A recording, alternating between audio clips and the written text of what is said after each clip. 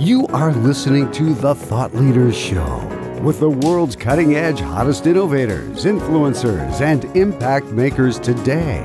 If you are looking for inspiration and motivation, listen in. Welcome to The Thought Leaders Show.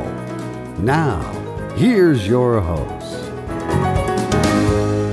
Hi, this is Tammy Patzer, and I'm really excited to introduce today's guest, Dr. Stephen Wander. He helps type 2 diabetes and thyroid sufferers reverse their condition naturally without drugs or surgery. He also helps with all metabolic conditions, adrenal fatigue, autoimmune diseases, leaky gut, and more. He is the international best-selling author with his latest book, Reverse Your Diabetes, Change Your Life. Welcome, Dr. Wander. Thank you for having me. So, first of all, how did you become interested in treating diabetes and thyroid issues in particular? Well, when I was younger, my grandmother had both conditions, and I just saw her taking many pills during many meals we had together, and something about that really didn't make sense. And then I just saw her health go downhill from pill after pill onto insulin and then onto dialysis and then onto an early death. And from that moment, I got very interested in these two subjects because I knew there had to be a better way and a different method of treatment. How old was your grandmother? She was in her 60s, her early 60s. So she was, by today's standards, early 60s, you're young in your early 60s. So her life was cut by 20 or 25 years because of diabetes. That is really, if you think about the reality of that, that's a long time that you've missed out in your life from having that disease. So tell me, who do you help now? Well, we help, our main two areas of expertise are type 2 diabetes reversal and thyroid patients. But most thyroid patients, and they're mostly women, actually do not have a thyroid problem. They actually have an autoimmune disease because they're missed or improperly diagnosed. And we obviously do testing to find that cause. We handle any metabolic issue, but most people are familiar with the terms type 2 diabetes and thyroid. So those are the common terms that we use in terms of letting patients know who we help. Wow. So people who think they have thyroid issues, like the symptoms of being tired or brain fog or being cold all the time, those are the ones that I've heard are common for people who are hypothyroid. That it's your thyroid's response to an autoimmune disease? Correct. The Journal of Endocrinology and Metabolism says that on the low end, 90% of all primary hypothyroidism sufferers do not have a thyroid problem, but they actually have an autoimmune disease. And so how are they possibly going to get better if they have the wrong diagnosis? They can't get the right treatment. I usually use the analogy of it's like me doing an eye exam on you and giving you a knee brace for your treatment. How is that possibly going to help? And most patients don't know because when they go into their traditional doctor to get their blood work checked and their medication checked, the doctor tells them they're normal. But they're absolutely not normal. They're just being treated for the wrong problem. So what is the process to figure this out?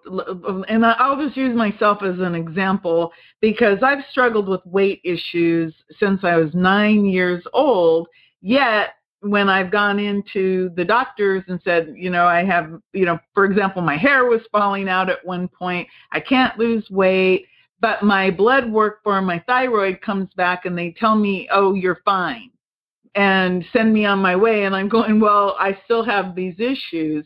What do you do that's so different than your traditional primary care physician? Well, first of all, the normal patient will get diagnosed through just one thyroid marker, which is TSH, thyroid stimulating hormone, and their whole treatment plan and dosage of medication is based on that one marker. However, there's 11 different markers, so they're missing the boat on the other 10 markers, and typically they're not doing the markers for those because there's no drug to fix the problem, even if they did do the testing. So that's why typically that testing is not done. Number two, the markers or the reference intervals you'll see on labs, they are just the 95th percentile. It's a statistical analysis of wherever that person lives, so those numbers change. So someone who lives in Florida, the reference intervals are going to be different than someone who lives in Minnesota, than someone who lives in Washington, D.C. So it's just the 95th percentile of everyone who does that marker in that geographic area. We use what's called the functional markers. These numbers do not change, and they measure, are you functioning? So it's very well possible, or not only possible, but probably probable, that even though someone might be told that their lab markers are quote-unquote normal, they are not actually normal because the reference intervals are too wide. It's kind of like asking me what the weather is going to be tomorrow, and I say somewhere between 20 and 95 degrees. Oh, my goodness. So in other words, somebody like me who's, running around going, gee, I feel kind of like awful and I'm overweight and I don't know why because I keep trying so hard. And the doctors are like, you're normal, just go away, leave us alone. It's really because I haven't been talking to doctors who really know anything about how this part of your body works. In functional medicine, to be honest with you, I had never heard the term functional medicine until I met you at the Harvard Faculty Club a week and a half ago. So that probably tells me that we need to educate people about what functional medicine is. Am I accurate about that?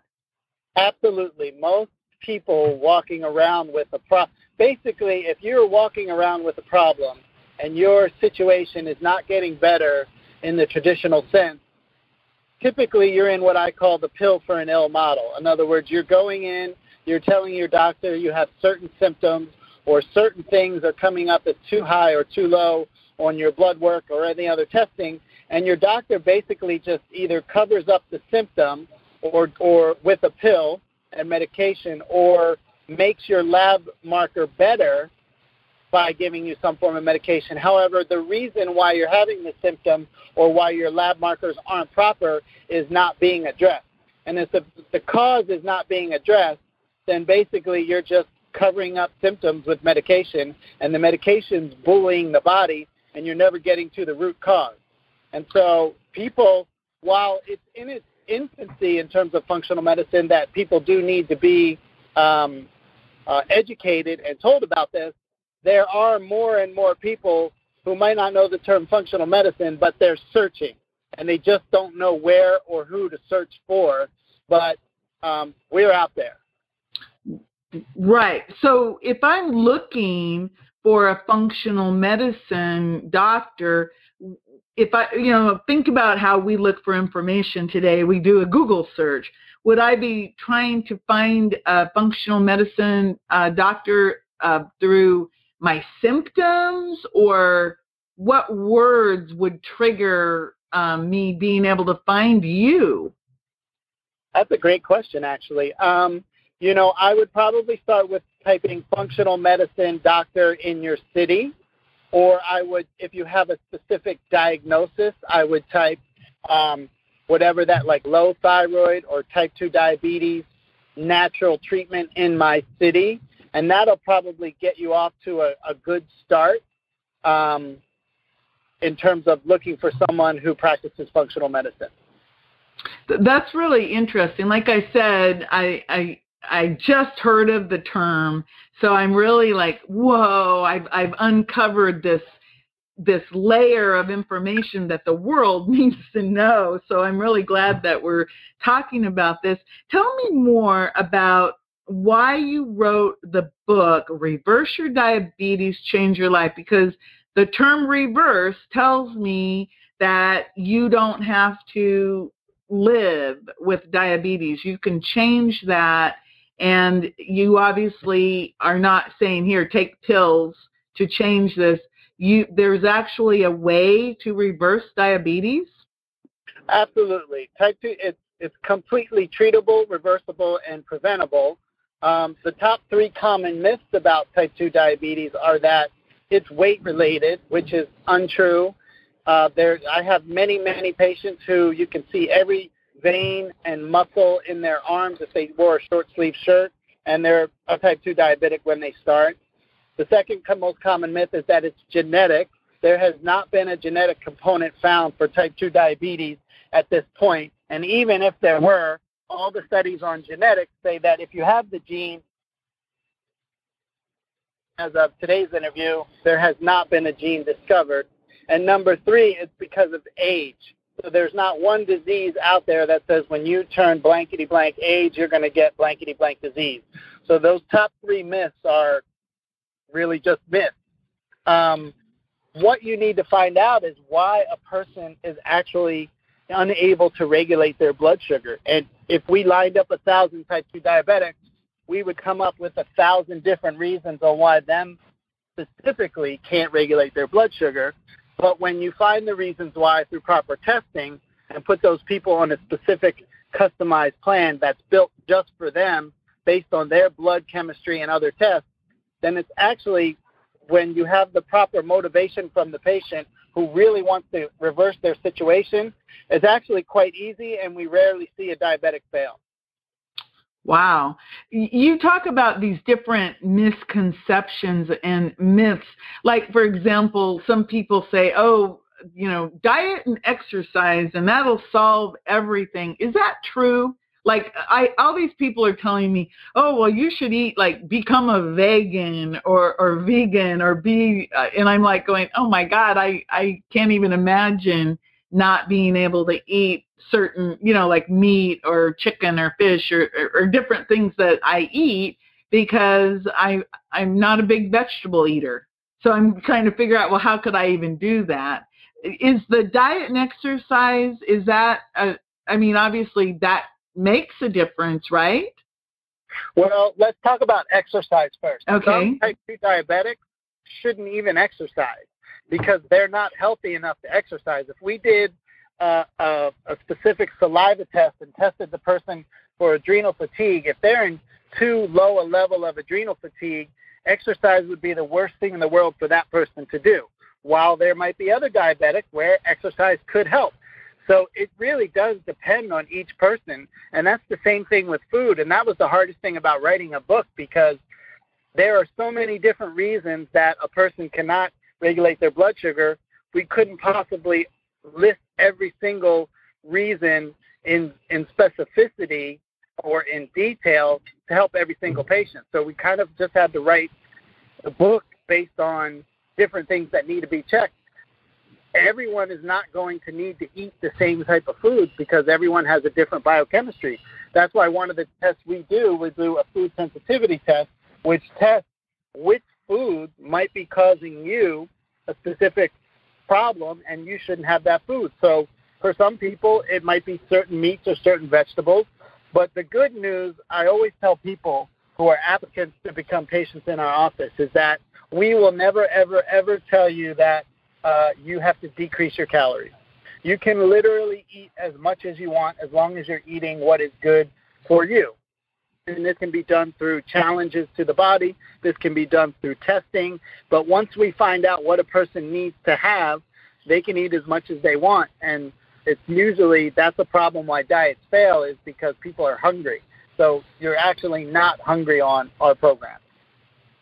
I think you're right, because I know that when I actually look at when I eat, it's like it isn't so much about what I eat. It's more about when I eat it and allowing myself to get over hungry. And then that's when I get out of control and will eat things that are obviously not good and, that have too much sugar and make me crash, because I recognize, the what do they call it? When you're hungry, it makes you angry, the hangries. That's right. I recognize that with myself, and I I can see a lot of, it's just that I'm trying to do so much every day that I'm, trying to balance this load of taking care of myself. And that's why I'm excited to talk to you, because I'm really recognizing that I'm not alone in that, trying to be somebody who balances and tries to take care of myself. Can you tell me a little bit more about adrenal fatigue? What is that? Well, your adrenals are two glands that sit right above your kidneys, and they're your stress glands. And so when you test adrenal fatigue, one of the things you're checking for is cortisol, which is the second most powerful fat-storing hormone behind insulin. And so we have to check the cortisol secretion at different times of the day, because certain times of the day it should be higher and certain times of the day it should be lower. And if you have too much or too little at certain times of the day, it can become a different issue. And so that's why it's very important to test very carefully.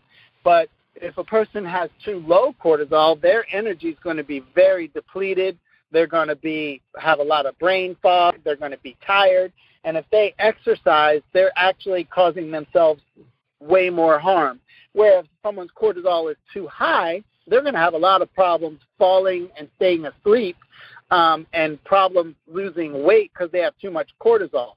We're also going to test in a saliva test, the adrenals. We're going to test for DHEA. We're going to test for salivary immunoglobulin A. We're going to test for all the male and female hormones, depending on if the patient is male or female. And once these tests are done and we find out what does this particular person need from this test, it basically just takes out all the guesswork and makes it very easy. And I usually tell patients, if you want to waste time, then you don't want to be here, because we're going to get right to the point and get right to it.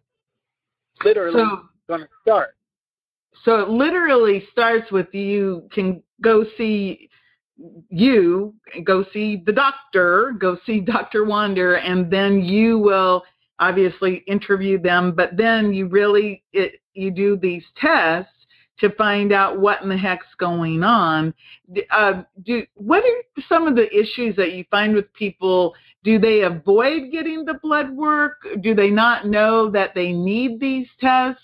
Or the difference with like a traditional doctor where you go in and you say, hey, doc, I'm tired, and they take your blood pressure, and they might say, oh, you have high blood pressure, and boom, you're on high blood pressure pills.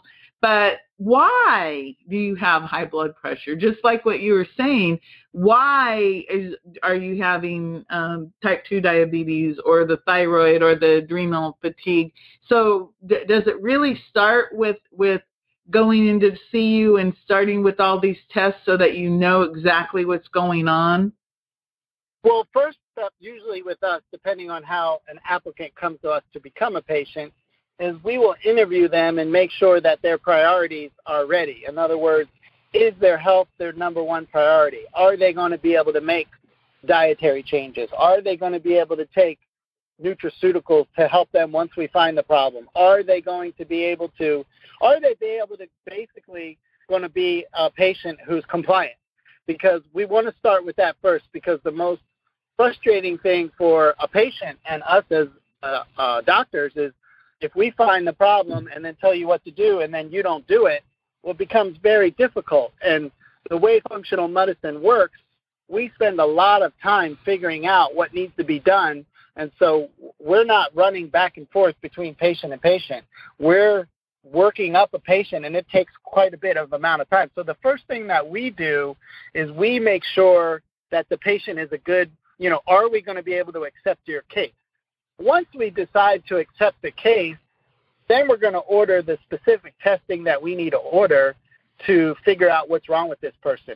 Your general traditional medical doctor, they're not going to order these type of tests, because if there's not a specific drug that they can prescribe for you based on the results, why should they order those tests? So sometimes the patient really needs to become educated on kind of what tests are out there to be done. And unfortunately, some patients just kind of assume that their doctors know, and it puts them in a bad position. And why shouldn't they think that? I mean, They didn't go to medical school. They didn't get any training. So why should they think that their doctor doesn't know these tests? But in fact, the doctors don't. And unfortunately, the average medical doctor through his medical school career gets approximately 7 hours on average of any type of nutrition or clinical nutrition training. And so, they're just using the tools that they've been trained with, and that doesn't make them bad people. It doesn't make them not intelligent. They're just using training that's really for a lot of these different metabolic conditions, they just don't do a good job. And so people are searching out. I have all the time people coming in, hey, can you test me for this? Can you test me for that? Can you test me for this? And you know that they've done their research. So a lot of people are actually doing the research to find out, what do I need? Because they're just tired of, filling their script. And, I call it the pill for an ill model. Take this, I have this pill, take this pill, I'll see you in 3 months. And people are getting fed up with that. Well, and on television, there's so much pharmaceutical advertising on TV, and you really do have to be discerning about your own health and take your health into your own hands and do research, because I actually did research and I discovered that I had a parathyroid tumor. And I did that by looking at my symptoms, and I actually got my own blood work through one of those blood work places, and then I found the doctor to tell me what that meant. But, when I saw I had high calcium in my blood, and I found an expert doctor who knew what all that meant and didn't tell me, oh, we'll just watch it. I think that a lot of traditional doctors, they'll be like, it'll say that you have something in your blood work, but they'll just say, oh, well, we'll just watch that for a while. And that's actually what one doctor said to me. And the research I did said that if my calcium in my blood was over a 10, that it needed to be not watched, but dealt with to find out if I had a parathyroid tumor. And sure enough, I did. It was a very healthy one, pumping out like 2,000 units where normal was like 40 or something. So it was a very interesting experience where I learned firsthand that you have to find a doctor who not only looks at just, but looks at everything and does the testing, and then gives you the treatments based on that. I think that's really where people need to go today, especially the state of healthcare today. People are like, they just don't know what to do with healthcare now and with doctors. So you, as a functional medical doctor, do you work with people? Do they have to come in and see you directly in the office, or how can they work with you and get more information about you and your services and your book? Well, I want to actually comment on two things you said. You talked about health care. In the United States anyway, we don't have health care. We have sick care. And so when people are trying to get healthy through sick care, that's where the sort of the conundrum takes place. And you also talked about commercials on TV from the pharmaceutical industry. And the research says it's about 1 in every 3 commercials are a pharmaceutical commercial on TV. But yet the United States is one of only 2 countries in the world where the pharmaceutical industry can directly advertise to consumers, the other one being New Zealand. So if you don't live in the United States or New Zealand, you don't see all these things on TV and aren't directly marketed to.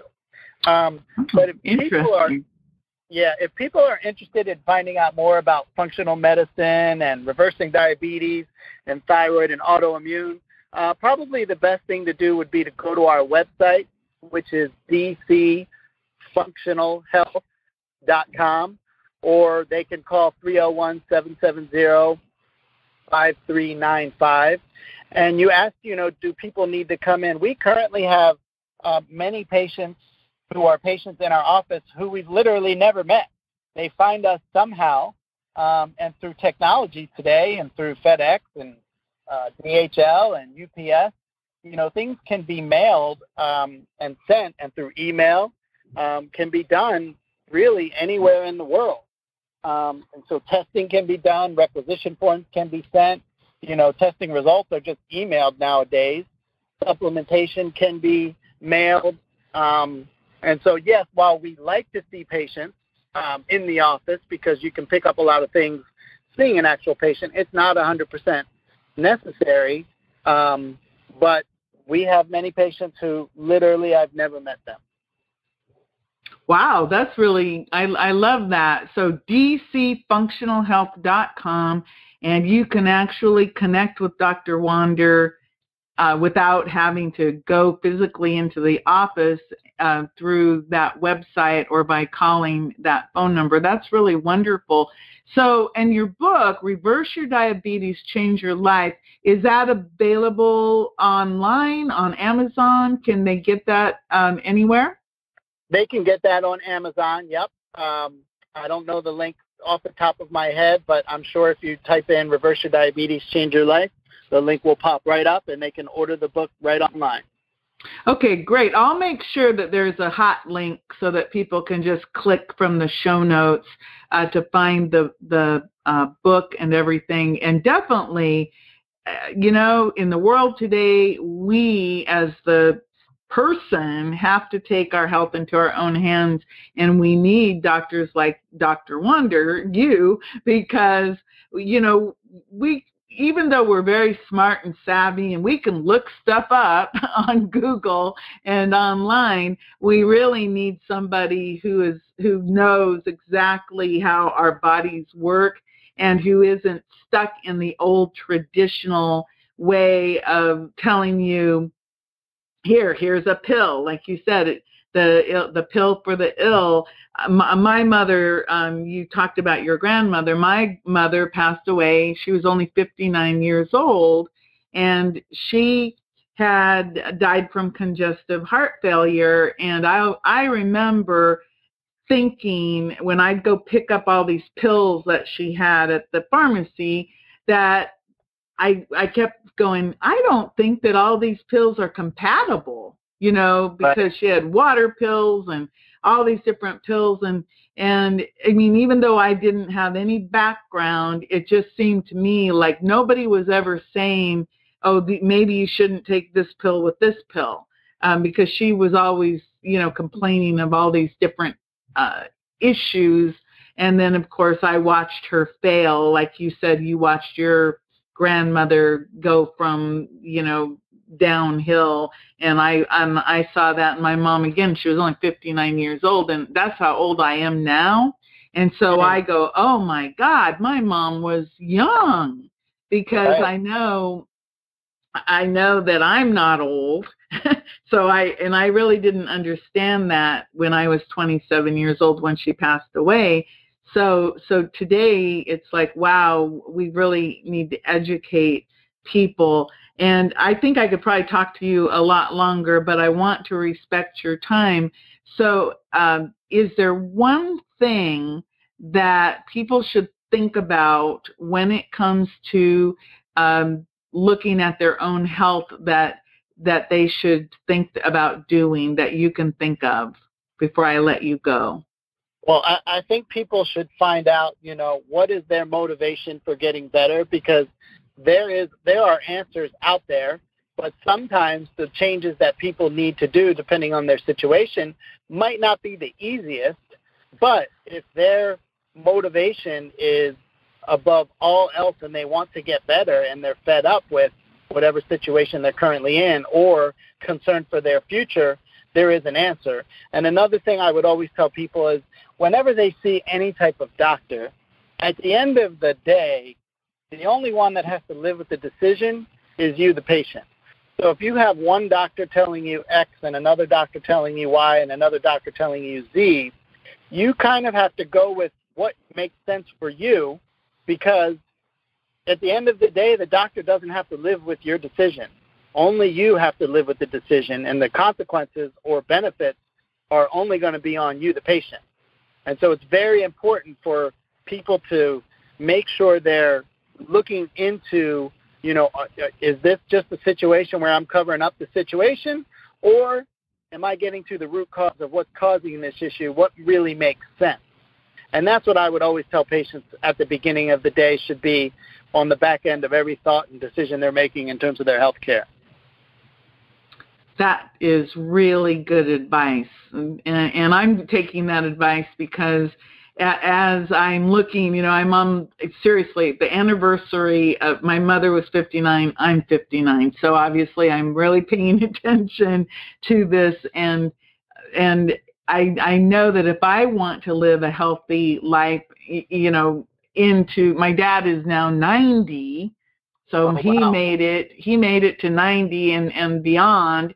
So I know that I can live to a healthy age and still be functioning in a, high capacity, because I see my own father, who's, he's very active and very mentally sharp and everything. So I know there's absolutely no reason why I would have to ever decline in any way, as long as I pay attention to my health. So Dr. Wander, thank you so much for educating us about functional health and functional medicine, because now that's part of my mission, to get out there and educate people about taking control of their own health. And I appreciate the fact that you joined me today. Thank you. Well, thank you for having me, Tammy. I really appreciate it. I want more and more people to become educated and know that there's many different ways to handle health conditions. And so I appreciate you joining in my mission. Thank you. Everyone, this is Tammy Patzer. Go make it a beautiful day. You've been listening to the Thought Leaders Show. To get all past shows and to get all future shows, go to thoughtleadersshow.com.